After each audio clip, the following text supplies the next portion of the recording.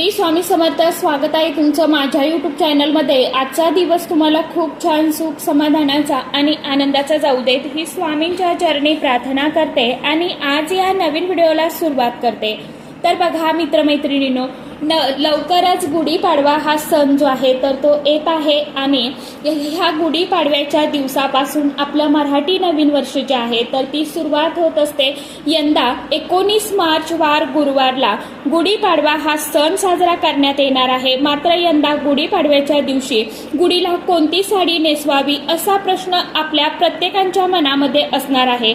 तर यावर्षी हे 5 शुभ रंग जे आहेत आणि गुढीला चुकून देखील या रंगाची एक साडी आपल्याला नेसवायची नाहीये, नाही तर आयुष्यभर त्याचे परिणाम जे आहेत तर ते आपल्याला भोगावे लागत असतात.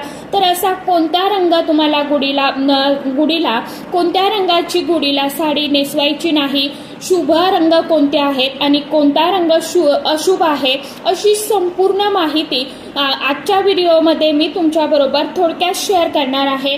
त्यामुळे तुम्ही हा व्हिडिओ स्किप न करता शेवटपर्यंत नक्की बघा. चॅनलवरती तुम्ही जर हा व्हिडिओ पहिल्यांदा बघत असाल तर चॅनलला आवर्जून सबस्क्राईब करा आणि असेच नवनवीन माहितीपूर्ण व्हिडिओ बघण्यासाठी समोरील बेल आयकॉनलाही प्रेस करा. त्यामुळे काय होईल, जेव्हा कधी मी नवीन व्हिडिओ अपलोड करेल तर सर्वात अगोदर त्याचं नोटिफिकेशन तुम्हाला मिळेल आणि तुम्ही एकही व्हिडिओ मिस करणार नाही. तर बघा मित्रमैत्रिणींनो, हिंदू धर्मामध्ये 3.5 मुहूर्तांपैकी एक स्थान म्हणजे गुढीपाडव्याचा सण जो आहे, दिवस जो आहे तर तो मानला जातो. या दिवशी हिंदू नवीन वर्षाची सुरुवात होत असते. त्याचप्रमाणे या दिवशी नव वर्षाच्या या पहिल्या दिवशी नवे संकल्प करून प्रगतीकडे वाटचाल सुरू करण्याचा हा अतिशय अत्यंत उत्तम आणि महत्वाचा तितका शुभ दिवस गुढीपाडवा हा मानला जातो. या दिवशी विजयाचं प्रतीक म्हणून घराच्या अंगणामध्ये गुढी उभारली जाते. त्यानुसार यावर्षी 19 मार्चला गुढीपाडवा साजरा केला जाणार आहे. मात्र यंदा गुढीला कोणत्या रंगाची साडी नेसवावी हे आपण व्हिडिओमध्ये समोर बघणारच आहोत. त्या अगोदर गुढीपाडव्याचा शुभ मुहूर्त जाणून घेऊया. चैत्र महिन्यातील शुक्ल प्रतिपदेला गुढीपाडवा हा सण साजरा केला जातो. 19 मार्च 2026 रोजी गुढीपाडवा साजरा केला जाणार आहे. तर या दिवशी तिथीची सुरुवात ही 19 तारखेला सकाळी 6:52 सुरू होणार असून ती 20 मार्च रोजी पहाटे 4:52 समाप्त होणार आहे. तर गुढीपाडव्याचा दिवस हा सूर्योदयाच्या वेळेनुसार आधारित असल्यामुळे थोडाफार फरक हा पडू शकतो, परंतु तुम्हाला 19 मार्चला गुढीपाडवा हा सण जो आहे तर तो साजरा करायचा आहे. गुढीपाडव्याची पूजा करताना सर्वप्रथम एक लाकडी काठी घ्यावी. काठीला पाण्याने आपल्याला स्वच्छ धुवून काढायचं आहे, पुसून घ्यायचं आहे. काठीला आपल्याला थोडीशी हळद लावायची आहे, पाण्यामध्ये मिक्स करून हळद कुंकू लावून घ्यायचं. त्यानंतर गुढीला साडी नेसवायची आहे. गुढीला साडी नेसवत असताना ती नवी असावी किंवा मग तुम्ही ब्लाऊज पीस देखील लावू शकता गुढीला, परंतु साडी ही तुम्हाला कोरी घ्यायची आहे. साडी नेसवल्यानंतर एक तांब्याचा लोटा घेऊन त्या गुढीवरती तुम्हाला ठेवायचा आहे. त्याला देखील हळदी कुंकू लावायचं आहे. लोट्यावरती तुम्हाला स्वस्तिक काढायचं आहे. स्वस्तिकमध्ये 4 डॉट द्यायचे आहे. साईडला 2-2 लाईन ओढायच्या आहे आणि मग त्या तांब्याला आपल्याला निंबाचा डहाळा, गाठी, आंब्याची पानं ही आपल्याला लावायची आहे. अशा पद्धतीने गुढी लावायची, आपल्या दारावरती उभारायची. गुढीच्या पायाशी आपल्याला तांदूळ आणि गव्हाची रास चौरंगावरती करायची आहे. गुढी भोवताली आपल्याला रांगोळी काढायची आहे. गुढीजवळ दिवा, धूप, अगरबत्ती लावून गुढीचं विधिवत पूजन करायचं आहे. गुढीला नमस्कार करायचा आहे. त्यासोबतच गुढीला फुलांचा हार देखील आपल्याला लावायचा आहे, घालायचा आहे. बऱ्याच जणांकडे बाळ गुढी देखील असते, म्हणजे मोठ्या गुढीसोबत एक छोटीशी गुढी देखील लावली जाते. बघा, आमच्याकडे ही पद्धत नाहीये. तुमच्याकडे असेल तर तुम्ही तुमच्या पद्धतीनुसार तुम्हाला तुमची गुढी जी आहे तर ती लावायची आहे. कारण की प्रत्येक भागामध्ये वेगवेगळी पद्धत असते. त्या पद्धतीने तुम्हाला तुमची गुढी जी आहे तर ती उभारायची आहे. घरच्या परंपरेनुसार विधिवत गुढीची पूजा करायची. नवीन वर्षामध्ये तुमच्या घरामध्ये भरभराट व्हावी यासाठी आपल्याला मनोमन प्रार्थना करायची. आपलं जे काही सर्व दुःख, दारिद्र्य, गरिबी आहे दूर होण्यासाठी देखील आपल्याला गुढीमातेला प्रार्थना करायची असते. आता नवीन वर्षाचे नवे संकल्प घ्यायचे आणि सर्व इच्छा तुमच्या पूर्ण होण्यासाठी प्रयत्न देखील करायचे आहेत. गुढीला गोडाचा नैवेद्य देखील अर्पण करायचा आहे. सायंकाळी सूर्यास्ताच्या आत गुढीला दही भाताचा किंवा साखरेचा नैवेद्य दाखवून ती आपल्याला उतरून घ्यायची आहे. त्याआधी गुढीला आपल्याला हळदी, कुंकू, अक्षता, फूल वाहून नमस्कार करायचा आहे. धूप दीप ओवाळून घ्यायचा आहे आणि त्यासोबतच एक उदबत्ती देखील लावायची आहे. त्यानंतर दही साखर किंवा मग दही भात किंवा नुसती साखर तुम्हाला तिथे अर्पण करून नमस्कार करून गुढी उतरून घ्यायची आहे. गुढीपाडव्याच्या दिवशी आवर्जून तुम्हाला महत्त्वाची काही कामे करायची असतात. तर या दिवशी आदल्या दिवशीच घराची नीट आपल्याला स्वच्छता करून घ्यायची आहे. आपल्या घरामध्ये जी काही जाळी, जळमट, कचरा असेल किंवा अडगळीचं सामान असेल तर ते देखील आपल्याला काढून टाकायचं आहे. नवीन वर्षाच्या स्वागतासाठी आपल्याला आपलं घर स्वच्छ आणि लखलखीत जसं घर उजळून टाकायचं आहे, सुंदर करायचं आहे. त्यासोबतच घराच्या मुख्य प्रवेशद्वाराला तुम्हाला आवर्जून आंब्याच्या पानांचं तोरण, झेंडूच्या फुलांचं तोरण जे आहे तर ते लावायचं आहे. कारण की हे तोरण लावणं अतिशय अत्यंत खूप शुभ मानले जाते आणि अंगणात किंवा चौकटीवरती सुंदर छानशी रांगोळी देखील आपल्याला काढायची आहे. माता लक्ष्मीची पावलं काढायची आहे. जी काही शुभचिन्ह आहेत तर ती रांगोळीच्या स्वरूपात आपण काढत असतो. गुढीपाडव्याच्या दिवशी अतिशय अत्यंत महत्त्वाचा एक प्रसाद करायचा असतो, तो म्हणजे कडुनिंबाचा प्रसाद असतो. ते देखील आपण पुढे बघणारच आहोत व्हिडिओमध्ये.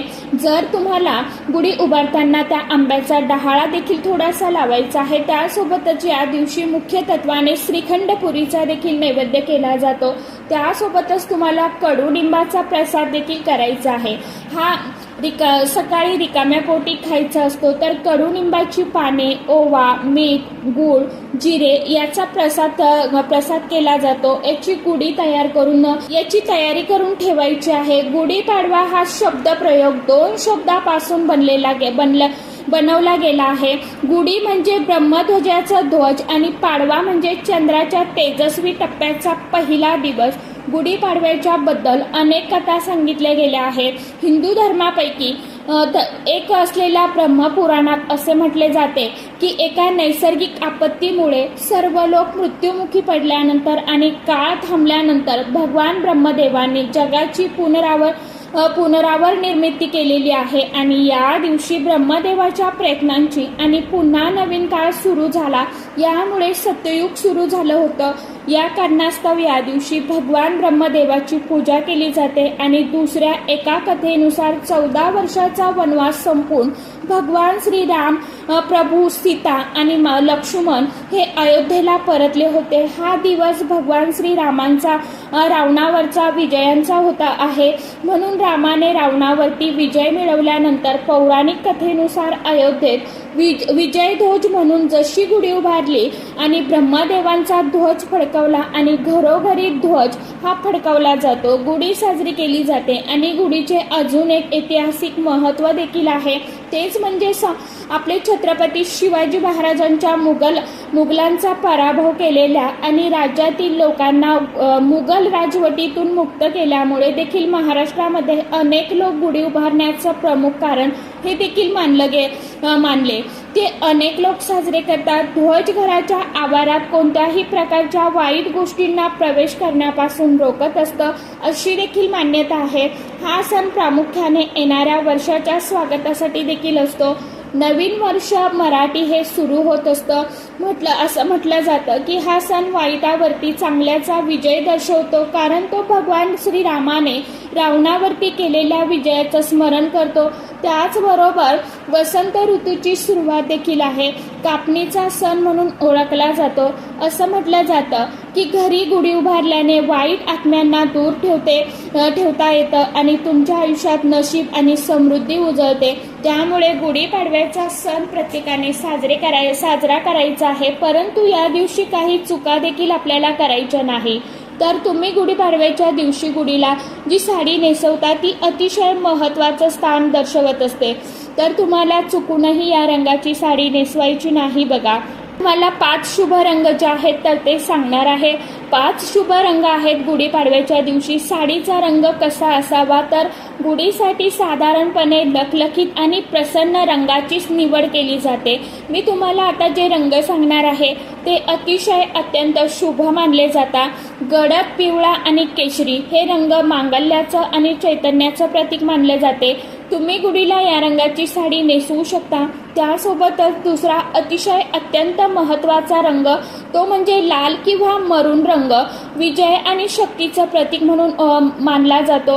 हा लाल रंग ओळखला जातो सुख समृद्धीचं, विजयाचं आणि प्रेमाचं प्रतीक असलेला लाल रंग. तुम्ही या रंगाची देखील साडी गुढीला नेसवू शकता. तिसरा रंग आहे तो म्हणजे निसर्ग आणि समृद्धीचं प्रतीक म्हणून अनेक घरामध्ये या रंगाची साडी नेसवली जाते. तो म्हणजे हिरवा रंग.